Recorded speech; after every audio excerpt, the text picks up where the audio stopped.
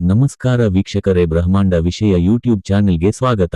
2026 ವರ್ಷ ಕನ್ಯಾ ರಾಶಿಯವರಿಗೆ ಜೀವನದ ದಿಕ್ಕನ್ನೇ ಬದಲಾಯಿಸುವಂತಹ ವರ್ಷ. ಈ ವರ್ಷ ನಿಮಗೆ ಆಗುವ ಅನುಭವಗಳು ನಿಮ್ಮ ಯೋಚನೆ ಶೈಲಿಯನ್ನೇ ಬದಲಾಯಿಸುತ್ತವೆ. ಹಿಂದೆ ನೀವು ಮಾಡಿದ ತಪ್ಪುಗಳು ಈಗ ಪಾಠಗಳಾಗಿ ಮಾರ್ಪಡುತ್ತವೆ. ಮೌನವಾಗಿ ಸಹಿಸಿಕೊಂಡ ನೋವುಗಳು ಈಗ ಶಕ್ತಿಯಾಗಿ ಹೊರಬರುತ್ತವೆ. ವರ್ಷದ ಆರಂಭದಲ್ಲಿ ಸ್ವಲ್ಪ ಗೊಂದಲ ಕಂಡುಬರುತ್ತದೆ.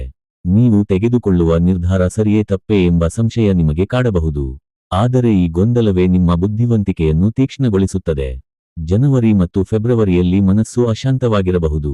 ಹಳೆಯ ನೆನಪುಗಳು ಮತ್ತೆ ಮತ್ತೆ ನೆನಪಾಗುತ್ತವೆ.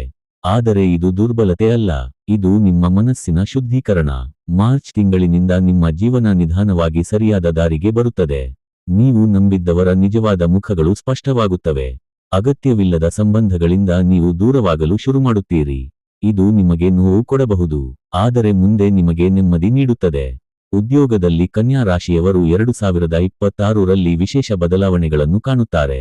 ಈ ವರ್ಷ ಕೆಲಸದ ಒತ್ತಡ ಹೆಚ್ಚಾಗಬಹುದು, ಆದರೆ ಅದಕ್ಕೆ ತಕ್ಕ ಫಲವೂ ಸಿಗುತ್ತದೆ.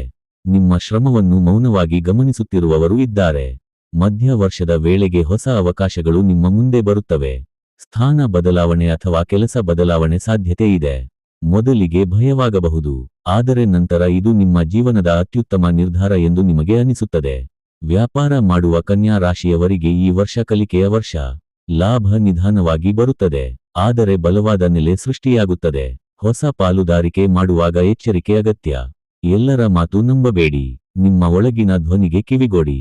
ಹಣಕಾಸಿನ ವಿಷಯದಲ್ಲಿ 2026 ಮಿಶ್ರ ಫಲ ನೀಡುವ ವರ್ಷ. ಹಣ ಬರುತ್ತದೆ, ಆದರೆ ಖರ್ಚು ಕೂಡ ಹೆಚ್ಚಾಗುತ್ತದೆ. ವಿಶೇಷವಾಗಿ ಕುಟುಂಬ ಮತ್ತು ಆರೋಗ್ಯಕ್ಕೆ ಸಂಬಂಧಿಸಿದ ಖರ್ಚುಗಳು ಇರಬಹುದು. ಆದರೆ ವರ್ಷದ ಕೊನೆಯ ವೇಳೆಗೆ ಹಣಕಾಸು ಸ್ಥಿತಿ ಸ್ಥಿರವಾಗುತ್ತದೆ. ಸೇವಿಂಗ್ ಮಾಡುವ ಅಭ್ಯಾಸ ಈ ವರ್ಷ ಬಹಳ ಮುಖ್ಯ. ಸಣ್ಣ ಸಣ್ಣ ಉಳಿತಾಯಗಳು ಮುಂದಿನ ದಿನಗಳಲ್ಲಿ ದೊಡ್ಡ ಸಹಾಯ ಮಾಡುತ್ತವೆ. ಪ್ರೇಮ ಜೀವನದಲ್ಲಿ ಕನ್ಯಾ ರಾಶಿಯವರಿಗೆ 2026 ತುಂಬಾ ಸೂಕ್ಷ್ಮವಾದ ವರ್ಷ.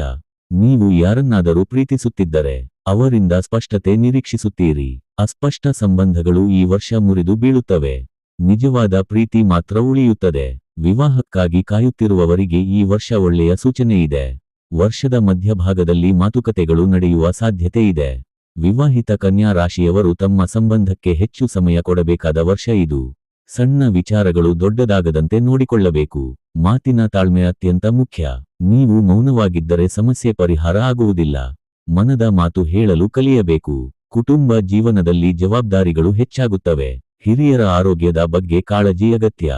ಮಕ್ಕಳ ವಿಷಯದಲ್ಲಿ ಸ್ವಲ್ಪ ಒತ್ತಡ ಇರಬಹುದು, ಆದರೆ ನಿಮ್ಮ ಸಹನೆ ಮತ್ತು ಬುದ್ಧಿವಂತಿಕೆ ಎಲ್ಲವನ್ನೂ ಸರಿಪಡಿಸುತ್ತದೆ.